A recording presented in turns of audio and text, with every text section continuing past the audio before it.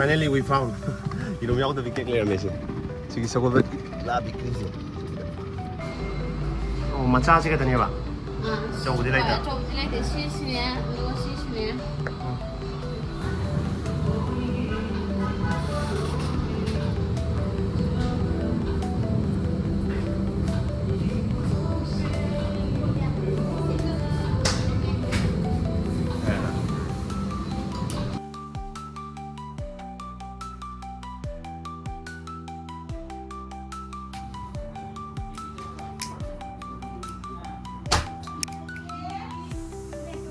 이거. cây rồi nó ai mà nè. Nó có sao đâu. Happy birthday.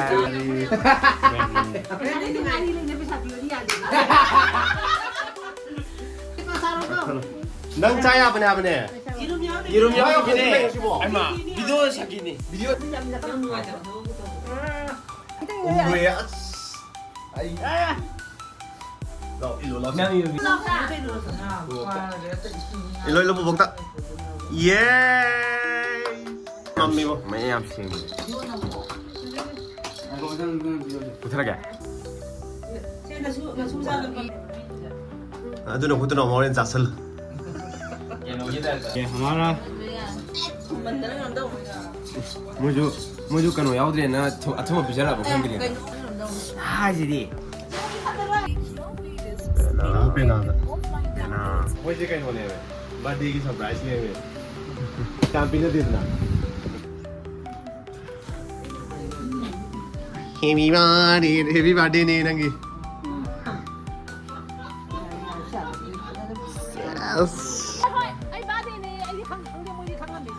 กูทีก็ยิงไอ้พวกนี้ให้นะไอ้ที่ไก่ทาวก็ได้ข้างเทียบอ่ะรู้ด้วย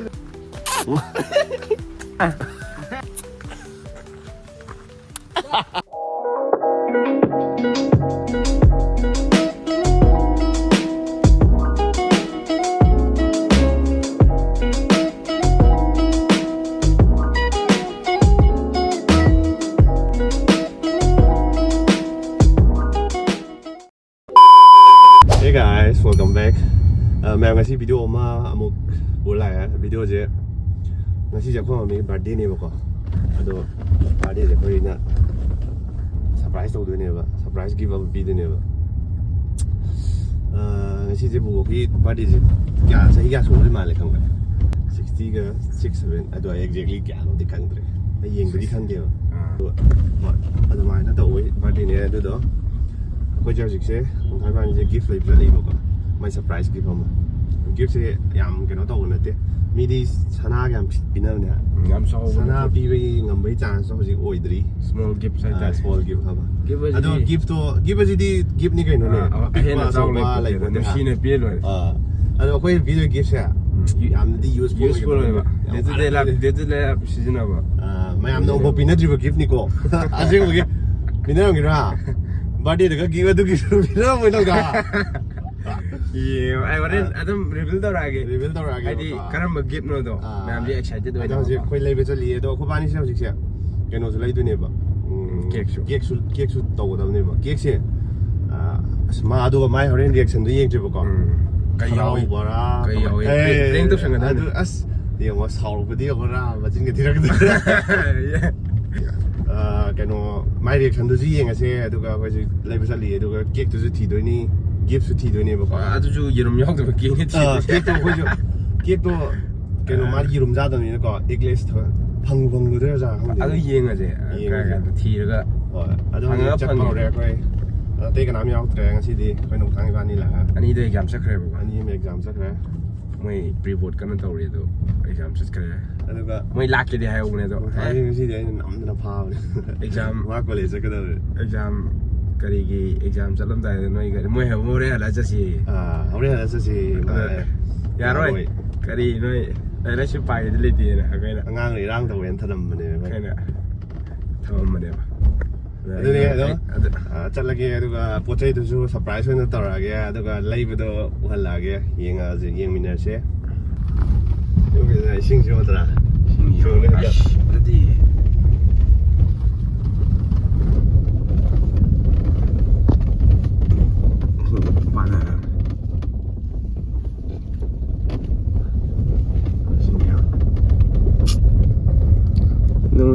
नोंग कितने चूया अब जाना ते तौर सब कुछ पानी पानी हो गया पानी हो गया भाई बहुत ज़्यादा पानी हो गया अभी ये होने अर्थक्वेक से मंगाए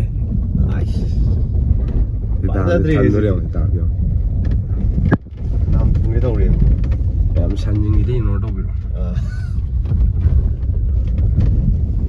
सिंह सिने दाम मैं थाई ने दिया हम पता ना सिंबीरा मुझे भी याद रहे थाई ने जिन तो स्कार्शिंग का लगना यार है कोई माय मतलब ना कोई माय ना गाने मतलब तो सिने मैं oh my god मोहनजोदारो की तो माले से वो मोहनजोदारो जिंग तो कोई तो कोई दाम यों रहे अब रही नहीं कोई मामला थोड़े करेंगे हाय ड्राइवर और ये ड्राइवर सुन पता इसी पता नहीं हूँ कहाँ पे कहाँ आता है oh my god कहाँ से उतन की तरफ के फारे सी आई की तो ताऊ सी ओके तो dia kan kena terus yang pada yang kan mau hari malam tu jalan kan apa kayak gift lagi tu yang mana aja apa jalan sih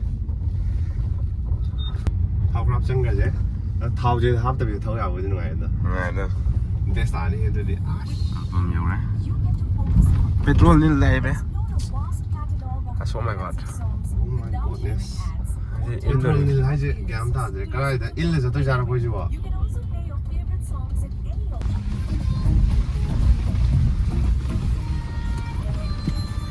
oh finally lagi mana well pa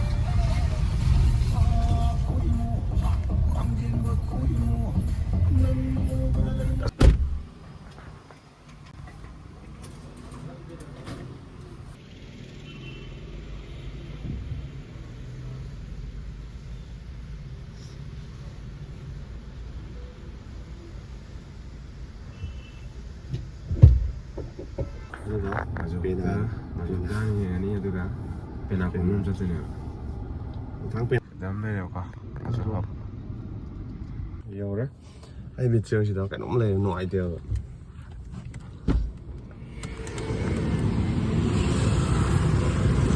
Thằng si. Nó gió. Hey, camping ini ngoài rồi.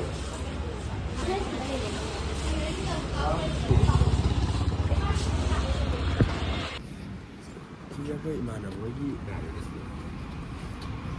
có tao không vậy? Xí gì vậy? Cái gì mà giọt trong hồ này đó, môi đó, cái đó làm bộ lại đó cái gì cái nó đâu, cái nào đâu, cái nó thu.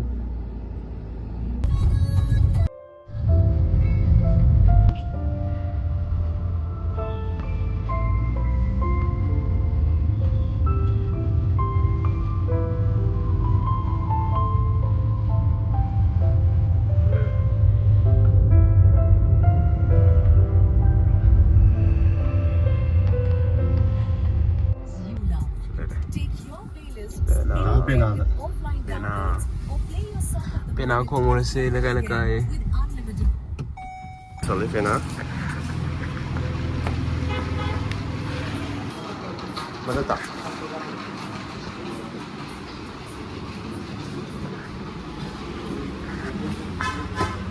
Mana tu lagi? Sorry.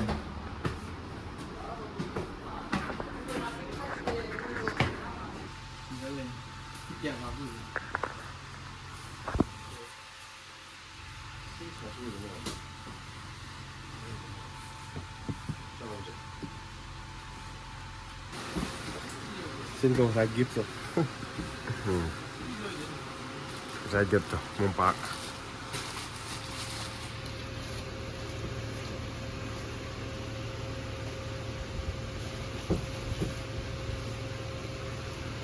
Apa sih kain mana ni?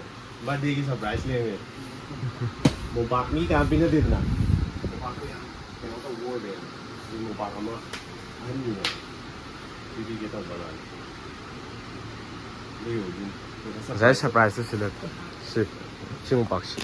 Cuma boy tu ni. Si kan mesti awak, right? Sequentially jenatra. This is a job. Sequentially okay. This is absare. Mata da puna da jare si. Sido Si di kano gini. morning. Yoga med ko muna si. Actually.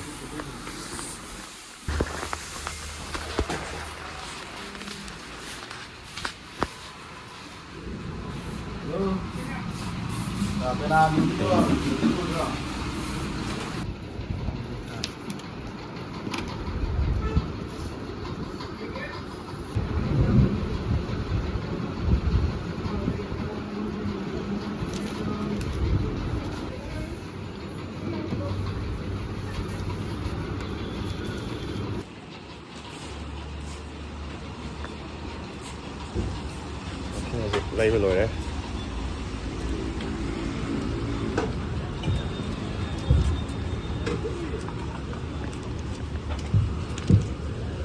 Mày ai thì hấp chân cái ra này chứ ạ? Mình chắc đâu là hấp đi. Nhìn nó hấp angel lấy chứ này. Chân đi, chân lên. Straight hấp cho chân đập à? Straight hấp cho chân. Yeah. Yeah, go there.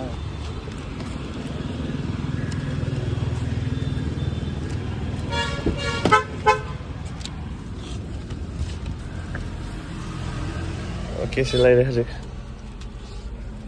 See you later. Mình ngờ chưa? Birthday cái thằng. Surprise. See birthday surprise mai bi mong yaw bi rồi gang đi. Video to luxury item mà đây bây giờ coi nó sẽ là mua bạc bị thế rồi nhiều. Tấm một nung ai treo coi bộ kia. Nung ai treo. Cái nung ai treo bộ to xin tục này. Ngamba. Ai nang ngamba srok hai da na. Adu tàu gì nó tàu này. Ado hojik si label rồi bani na. Kia kamu thi rồi chứ. Kia kamu thi rồi kìa, đúng không? Kia tu ju chini yaw da bini na cái chini mai di sugar free di ui cái tao này đó. Chini di yak sel je tu Cái ka. đó là gì? Cái nó yaw da ba thi cái đó. Erum. Erum yaw da ba. Adu chala si ka do. Musnata đấy. Cái coi kia cái nó. Không nó. Sẽ xoay tao kia cái lấy gì? Tấm thò rồi. Gì rồi? Sẽ kia cái big cake hay gì? Ok. Cake của lấy ra rồi. Big cake. No parking to rồi. Đây là cái gì? Lấy mà này. Bé hàng kiểu. Giờ coi cake lấy vào. Ôi gì hả? Cake hunting. Cake to cái nó mà hàng nghề thôi. Gió không gì rồi. Là cái cái đó thì Không thì cái đó thì cái nó cái đó nó đi đúng rồi hạp này. Vậy em một lấy gì đúng rồi hạp này. Thì đúng nhau từ cái này là gì? Chỉ cái số vật là bị cái gì? Lâu rồi.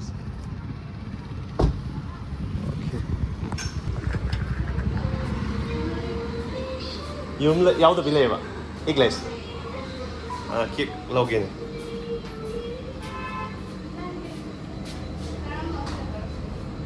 Level si karong karong style kamay ligi.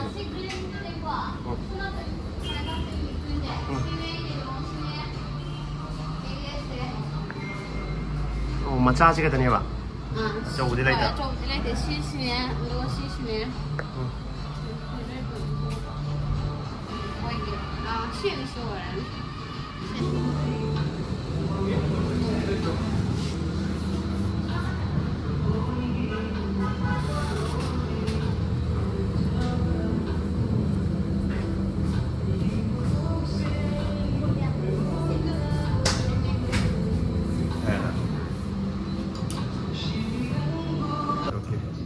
이름 ज़्यादा भी नहीं में मतलब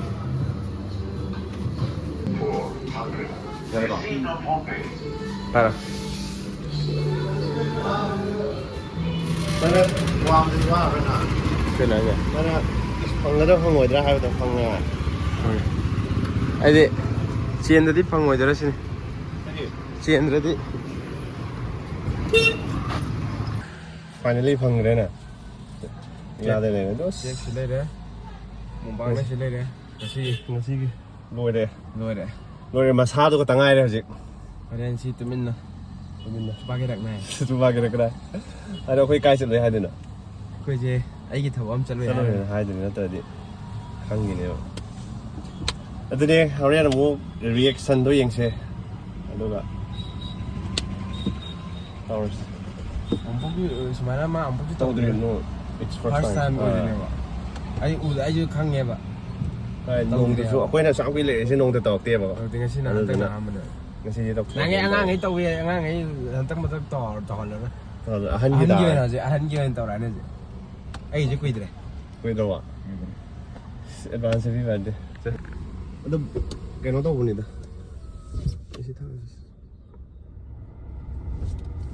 ꯕꯨꯕꯣꯛꯁꯦ ꯁꯨꯝ ꯑꯩꯈꯣꯏꯒꯤ ꯗꯃꯛꯇ ꯁꯨꯝ ꯇꯧꯔ ꯂꯥꯛꯑꯦ ꯅꯠꯇ꯭ꯔꯥ ꯃꯥꯏꯗꯃꯛꯇꯗꯤ ꯅꯣꯡ ꯐꯥꯗꯣꯛꯁꯨ ꯃꯣꯝꯄꯥꯛ ꯅꯨꯡꯉꯥꯏꯕꯗ ꯇꯨꯝꯍꯟꯕꯁꯨ ꯌꯥꯏ ꯀꯩꯅꯣ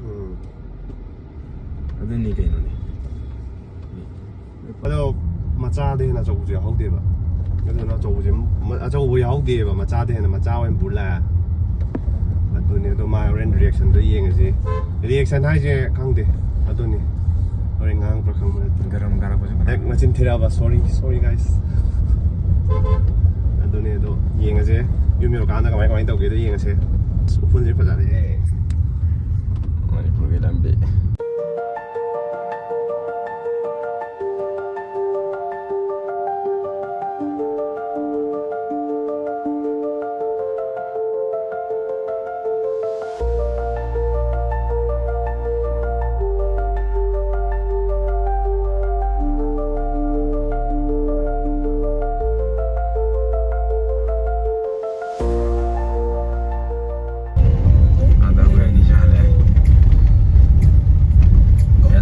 chậm chạp này cái nào không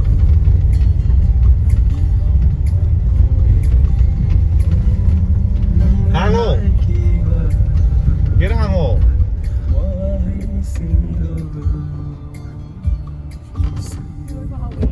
cái nào mà 이싱 왜 빠오래 할래 봐봐네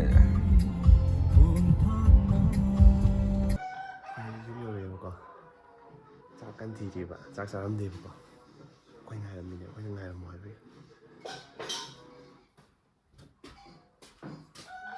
minute 20 ꯆꯠꯂꯦꯕꯀꯣ ꯆꯥꯛ ꯊꯤꯔꯤꯕꯅꯤ ꯀꯥꯡꯍꯧ ꯑꯃ ꯍꯋꯥꯏ ꯑꯃ ꯃꯄꯥꯟ ꯊꯣꯛꯈꯤꯌꯦ ꯑꯗꯨꯒꯤꯅꯦ ꯀꯦꯛꯁꯦ ꯄꯩꯁꯥ ꯂꯧꯔꯒꯦ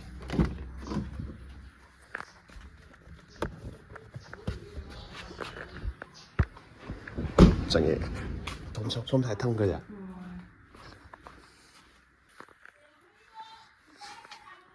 ꯑꯗꯣ ꯑꯩꯈꯣꯏꯁꯦ ꯆꯧꯕꯤ ꯌꯧꯁꯜꯂꯛꯑꯦꯕꯀꯣ ꯑꯗꯨꯒ ꯑꯩꯈꯣꯏ ꯏꯆꯦ ꯃꯆꯥꯗꯤ ꯂꯥꯛꯇꯧ ꯋꯥꯠꯂꯤꯕꯀꯣ ꯑꯗꯨꯒ ꯁꯤꯡꯖꯨ ꯕꯣꯔꯥ ꯀꯩꯀꯥ ꯈꯔ ꯂꯩꯔꯛꯑꯦ ꯑꯗꯨ ꯑꯃꯨꯛ ꯆꯥꯃꯤꯟꯅꯔꯦ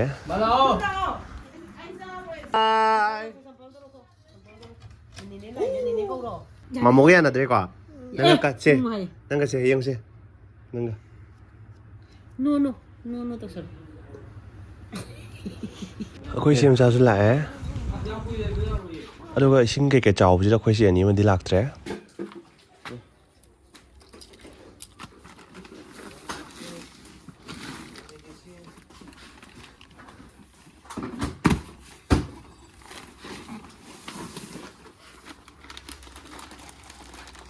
ꯕꯥꯔꯗꯦ ꯒꯤꯐꯇ ꯍꯣꯏ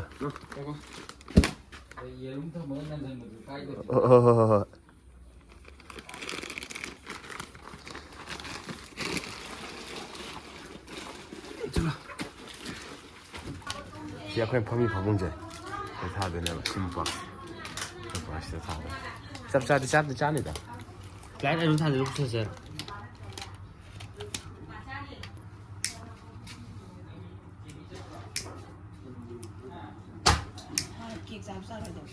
마 야비니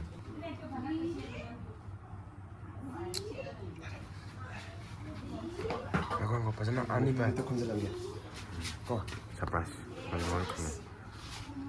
뭐 ai sipai đây ai gần sipai đây có gì gom mua ye nào hai bài em xài ôi xe ra đây xe 나 하비비 거는 또 야.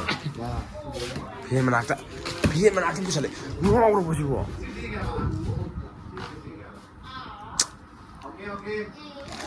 자.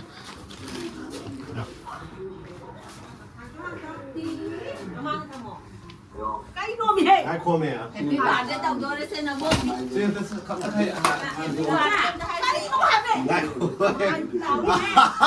Cây nào nó ai mà nè happy Đẹp không? birthday Nó có sao đâu Happy birthday Nhớ rồi, ai khô ai khô ai khô Nó có mẹ mà kiên này khuấy lại đi kìa Thôi cái gì được không? Anh gọi khuấy thấy sao cái nào không qua liền không ra 세. cái ngô ngô mà không Chị Cái nó bóng chia sẻ chứ mà nó Xin chào và đi cái này ai đi lên cái sạp đi à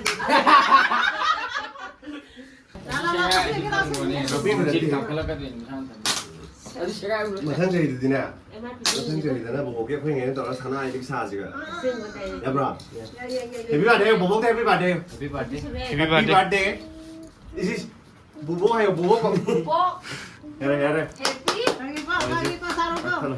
nâng chai apa nè 이름 아유, 여기네. 그거 얼마? 비디오 사기니. 비디오 사기 기억나 비디오 그 복스네. 이름 아이고, 야구 그냥 할까 아이고, 아이고. 복스 다 올게.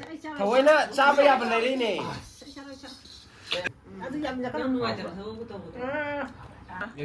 nhà đây là cái tên người 왜 아이 너 일로 너 남이 미다지 간단히 허벌 남매. ngắm thấy là ngắm sao chứ đây rồi nó thấy được 일로 일로 뭐 먹다 예 일로 xe lo 일로 xe 자, 너 일로. cái gì là cái drive chứ 예 hôm 미래 일로 cái nào 예 마늘 바르디. 미안해 아 누나 그것도 너무 어린 자슬 맘미 뭐 mấy em xin 못하게 xem là su ra được không 야 정말 하브로 도로 플레이 남로 도로서 아직 프로젝트 까이 토지세도 다람도 또 현재 나오세 파라 감다 corona sai rồi 어디 야르시?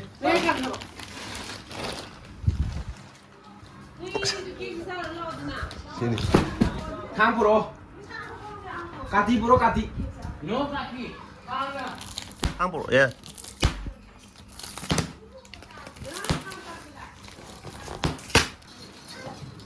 야고메. 한국 놈이.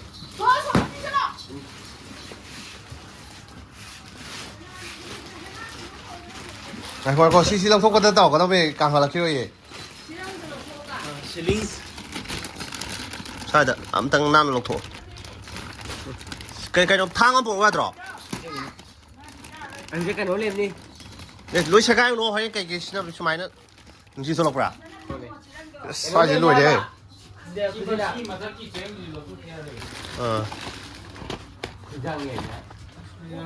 그다음에 시간에 탕 놓고 들어가. 탕 미죠 민아.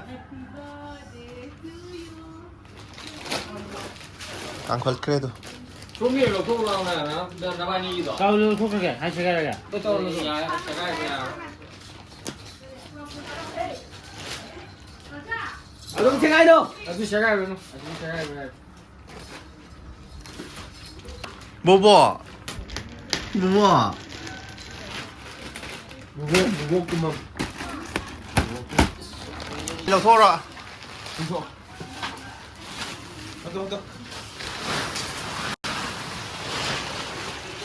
hỏi đâu kìa ai nó tàu rồi hỏi đâu kìa hả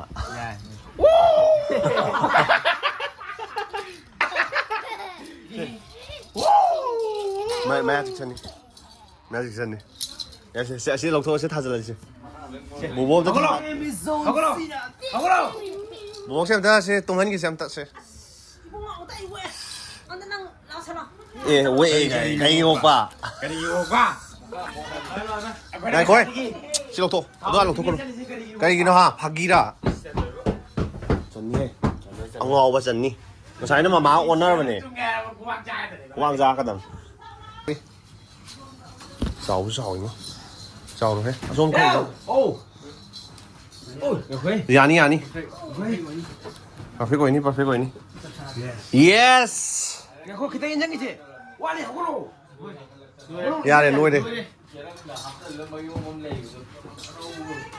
Hơn tôi hai bà. Nắm xong này. Sao đâu là nó bắt đi chân cái mùi. Hả? Cái con cái nó gì? Mình tới nó đâu. Mua cái nó áo này nó thơm bị ra một cái gì này. 파인애플네. 어두는 이름 야우대 다자들이 있으면. Mình tới nó làm đâu. À gì đi. 안 들어, 마미 살아. 나와 봐. Đây nè. Ông quên lên đâu rồi chị? Diabetes. Diabetes. À xin chị.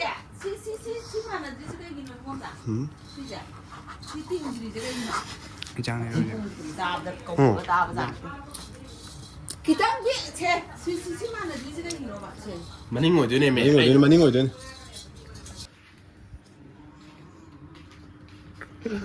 Em đi lên kia. Happy birthday 네 nangi. 저기니. 어? 네. À, you want to try it? Yes. 너무 좋으실라고 해. 쟤. 맘 먹어라. Yes. 뭐 먹다가 위스키 안 따비다 와는 시 부츠. 시 부츠 좀 비다 와. Also anh không hay ngã sĩ quậy ham mình cái việc mà làm gì nhỉ? Papa hip kan nila amma ji tani jura.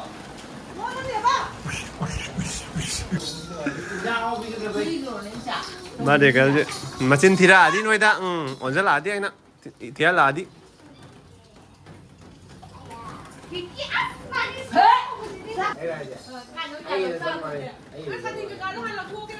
rồi tao rồi mà không được rồi tao không được à good Muốn ta nè. Ta đây em nuôi bỏ. 빨리 봐줄러 능 시펑이다 부리차 야, ai birthday kì. 마이 가디 바디 김니 펑이죠 바이바이 아 Thôi, anh ba đi này, anh đi khăng đi môi đi khăng làm mình này. 그 뒤가 얘기 보니 해 이래 Anh sẽ cày thằng bộ có đây khăng kia mà. 아 루더냐 September rồi. Lăng bần. Tôi lăng bần được không? 랑번더 보고 Tôi có đi September hay nè. 그러면 하네 저 거기 가시기 Phải cái tàu này có mẹ? 거기 블록 가시기 거기 패밀리 Đấy, 블록 cái này tụi mình mà đi thôi. Đấy 거기 đi. 산나게 누가 마탕기 블록 땅 탱나지 가시기 뒤 Cái gì? À.